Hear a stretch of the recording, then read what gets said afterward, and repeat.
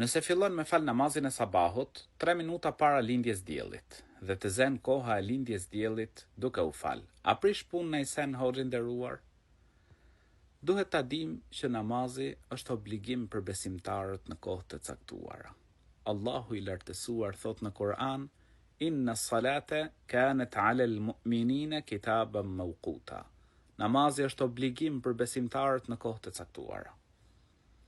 Profeti alayhis salam është fal me Xhibrilin, një herë në fillim të kohës, një herë në fund të kohës. Sabahu, ashtu si çdo namaz tjetër, ka kohë të caktuar. Namazi i sabahut fillon me daljen e agimit, zbardhjen, deri para lindjes së diellit. Besimtarja duhet t'i kushtoj rëndësi ta fal namazin në kohë. Por nëse ndodh që dikush e filloi namazin, ndërkohë më pas del dielli, është një hadith i profetit alayhis salam që kuptohet prej tij se kush e arrin një rekat prej namazit të sabahut para se të dalë dielli, e ka arrit sabahun. Kështu kuptohet prej hadithit.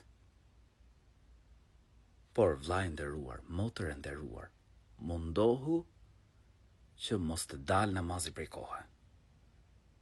Mundohu me e fal në kohë, përpiqu. Allahu na bof prej atyre që i kushtojnë rëndësi faljes së namazit. Amin.